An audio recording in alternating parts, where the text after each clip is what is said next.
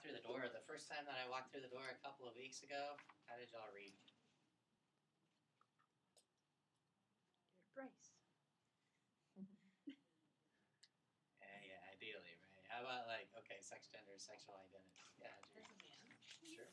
How else? Yeah, so sex, gender, sexual identity. Cute. Yeah, so thank you. And so if you're reading me as a man, were you also assuming certain things about me physically and also who I would have relationships with? No, because I did get a little background information, Okay. but just by physically looking at you.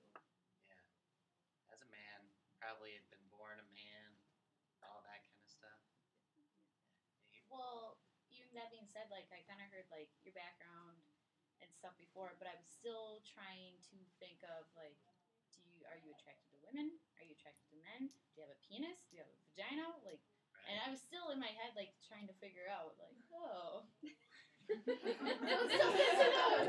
It's true. Oh my gosh, and I get asked the penis question so many times. And yeah. Did we already talk about this a little bit last time? You are happy with You're hybrid, is what you said. That you're happy but with also, your body. Yeah, but also it's it's just not very nice to ask people about their penises and vaginas. I kept that quiet, but in my head, I was, like, trying to figure out each part of the triangle. It's true, yeah, because we do think like that, right? But the thing is that people wouldn't ask me about my genitals if they didn't hear that I'm transgender. But suddenly they're thinking, wow, okay, well then, wow, what kinds of parts then does Bryce have? Oh my gosh, right? Because, these are assumptions that we're making, right? So for example, with gender, right? We're seeing a person, we're perceiving them in a certain way based on their roles, identity, and expression, rating them as a man, and then having certain assumptions about their biological makeup too. And then oftentimes as well, certain assumptions about who they're sharing their biological makeup with, and in what ways. Making sense? Okay, connected. All right. Now, question. All right. Basically, how does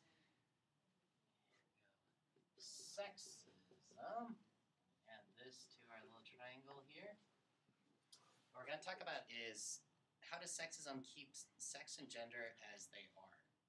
Basically, how does sexism work? And I've got them connected here too because, yeah, we often conflate sex and gender, as we were talking about. It's basically, right, if sexism wasn't around, we wouldn't be able to police sex and gender. We wouldn't care. But it's this idea that, okay, that there's kind of a binary, male, female, man, woman, and that one is better than the other and, has more power than the other. An important thing to also keep in mind with privilege, right, is that with some privilege, we are born into it. And because we're born into it, right, it doesn't necessarily mean, oh, okay, well, I just happen to have this privilege, so, it's not my fault, and screw the rest of you. But it is a matter, too, of acknowledging, hey, we all do have some privilege that we are born into, so let's also not try to tear people down for the privilege that they have. It's also being conscious of the ways in which we have privilege and working towards change. I'm really enjoying all the purple on this side. What's the occasion? It's just a purple day, huh? It happens sometimes. We all show up in similar colors. It's weird. I know it's like 2 weeks too late, but yeah, for Ally Week and all that stuff, National Coming Out Week. All right. So in a sexist society, right, who has the power? the men. Sure, yeah, for sure.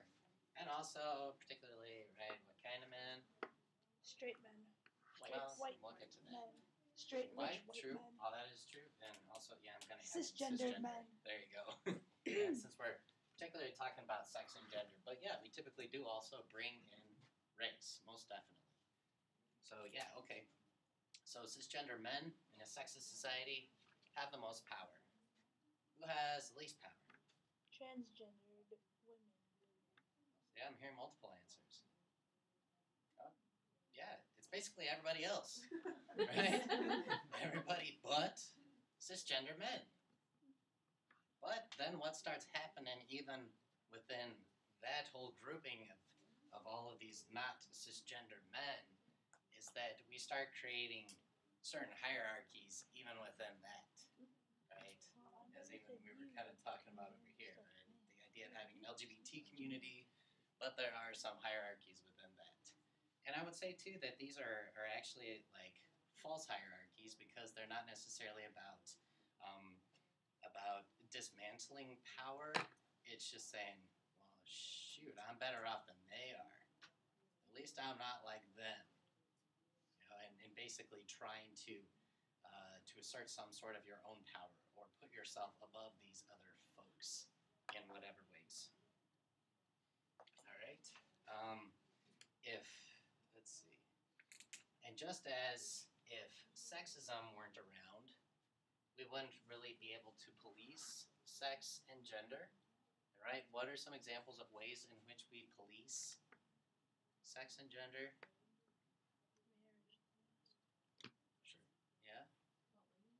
What's that? Bullying. Sure.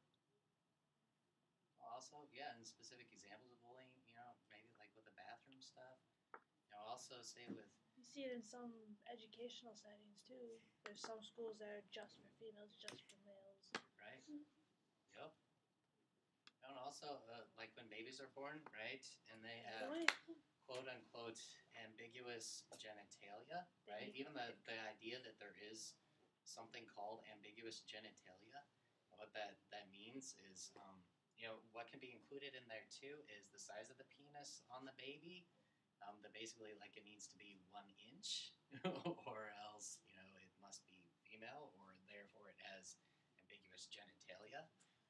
And oftentimes happens will immediately operate on the baby, and most times they don't even tell the parents what is going on either. The doctors view this as, wow, protecting the parents because something is so wrong, it would be too traumatic for them to really understand. So yeah, performing surgeries on the babies. Doesn't seem like it would be legal. And it is. It is, right? Because sexism is so prevalent in our society that, oh my gosh, this individual has to fit into one or the other.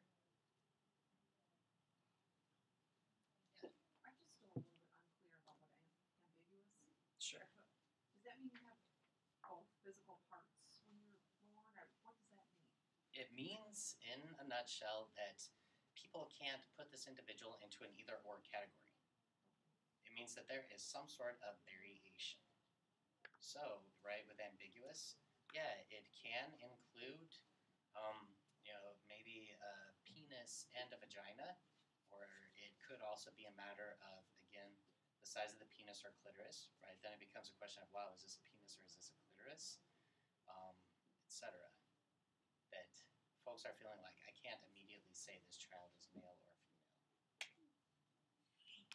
But the thing is, right, 1 in 2,000, but there's a hell of a lot of variation in nature, folks. And yet we are very much wanting to say, no, there's only one or the other. That's it. There's all kinds of diversity in nature.